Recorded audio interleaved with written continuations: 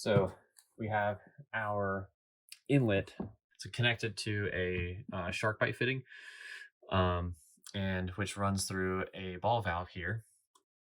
This just is a fail safe for us. Let's say, we're unattended the van. Somebody can't just come and pump whatever they want into the tank, so we can put this into the off position. Same with when we're, winterization or long-term storage. So we would flip this on, right, and then we would go to our aqua gun here and flip this to the on position. So water is now able to flow. The water will then come into here, right? And this ball valve is currently in the off position. So I kind of want to go over when we're connected to city water, we'll leave this into the off position for now. This will not fill the tank. This will just pressurize this line here that goes directly to another ball valve in case we just need to change something on the fly and we don't want to disconnect or we can't disconnect to our water filter. So for the moment, we'll just say that our lines are pressurized from city pressure and we don't need to worry about using our pump. Now, if we wanted to fill our tank and utilize the city water, then all we would have to do is pressurize this line. Obviously, your water pressure is going to drop. So we'll say we're filling the tank right now, but we don't have as great of city pressure at the moment. So this will fill the tank. Once the tank is filled, we can then shut this off, this ball valve off, and our city pressure returns. And now we have a full tank of water and we're utilizing city water. So now let's say we just want to fill the tank. We don't want to use city water. So in this case, the whole situation stays the same with one exception. We fill the tank, we got to do the same thing. We turn our ball valve on. And from here, the tank is going to fill from the bottom up to the top.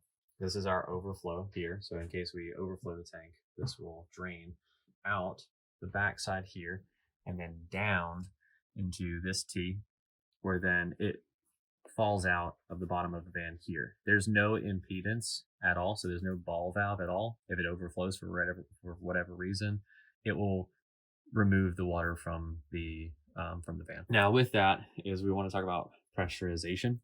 So while it's filling and while it's removing water, you have a vent cap.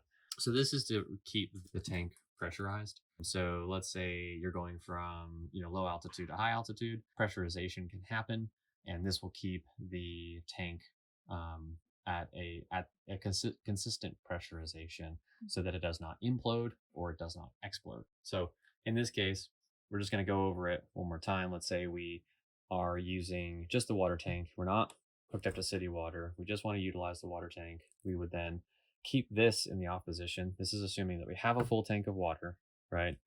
We then keep this into the off position because we don't want water traveling back as we are using the water. The water will then come back and the pump will just be running full time.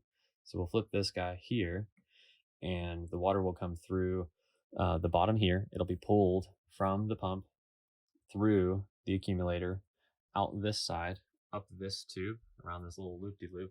The manual says to use a loop for this silencer kit. So that's what we did. It also kind of kept it short for me so I could, place this check valve here so that water cannot come back through this loop. And this check valve is mainly used for if you are on city water, you don't want water coming back through the system and damaging your accumulator, or you're putting wear on the check valve that's inside of the actual water pump. There is a check valve in here, but I'd much rather have a fail safe just in case this ever failed, that this would make sure that, no water is coming back through the system. So we'll likely end up putting another check valve here just in case, instead of having to utilize this ball valve so much, we'd be able to leave this in the on position. And if we needed to replace parts, then we can always just use that ball valve to make adjustments. So from here, what we'll do is I will bring you inside the van so that you can see where the water goes. So it goes through here, through our multi-stage carbon filter and particle filter water filter into the Bosch, I think it's a 4 liter hot water heater. It then will go through a T down here. So these are gonna curve down here like so, and it'll tee off.